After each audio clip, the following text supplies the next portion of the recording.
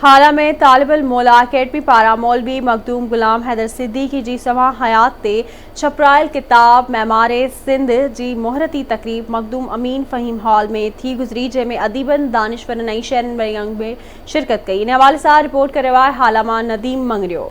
तालिबुल मौला अकेडमी पारा मौलवी मखदूम गुलाम हैदर सिद्दीकी जी सवाने हयात ते छपरायल किताब मेमारे सिंध जी रूनमाई तकरीब मखदूम अमीन फ़हीम हॉल में सरवे जमात के रूहानी पेशवा ऐं मेंबर क़ौमी असेंबली मखदूम जमी ज़माई सदारत हेठि मुनक़द कई हुई, जंहिंमें नाले वारे लेखक डॉक्टर दुर मोहम्मद पठान, फ़कीर मोहम्मद बख्श राजड़ समेत अदीबन दानिशवरन लेखकन ऐं शहरन वॾे अंग में शिरकत कई। तकरीब में आयल अॻवाननि मौलवी मखदूम गुलाम हैदर सिद्दीकी जे सवाने हयात ते आवाज़ टीवी न्यूज़ सां ॻाल्हाईंदे चयो, हीअ किताब इलाही ॾींहंनि जो पुराणो रखियल हो, मुसवदो हो ऐं हींअर तालिबुल मौला अकेडमी उनखे छपायो आहे, पर इन में ज़रूरत है तो असां जो ॿियो एडिशन भी आणियूं।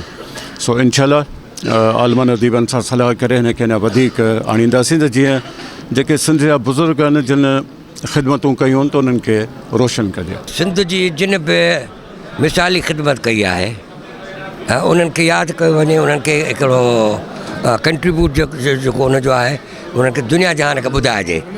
ऐं मखदूम ख़ानदान त सदियुनि खां वठी सखी सरोवर खां वठी हिकिड़ी पंहिंजी इल्मी अदबी सियासी ऐं तालीमी ख़िदमत कई आहे ऐं हिकिड़े भले इंसान अज़ीम इंसान मखदूम गुलाम हैदर रहमतुल्लाह अलैह खे यादि करणु जो का सो इहा ख़ुशबख़्ती आहे हाला जी।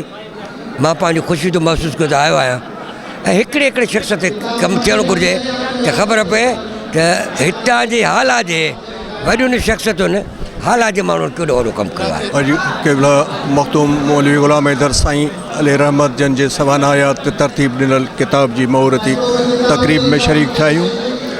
साईं जो ख़िदमतूं, साईं जे ख़ानदान जो ख़िदमतूं बेमिसाल आहिनि। हर लिहाज़ सां सियासत जो मैदान हुजे या इल्मो अदब जो पासो हुजे या शेर व शाइरी जो पासो हुजे, हर पासे संदुन ख़िदमतूं हमेशह नुमायां रहियूं आहिनि।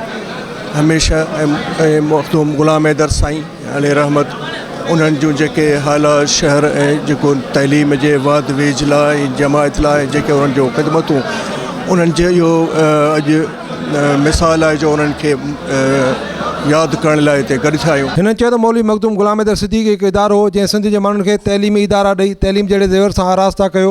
संदसि क़ाइमु कयल तइलीमी इदारनि मां तइलीम हासिलु कंदड़ अॼु बि वॾनि वॾनि उहिदनि ते फ़ाइदा आहिनि।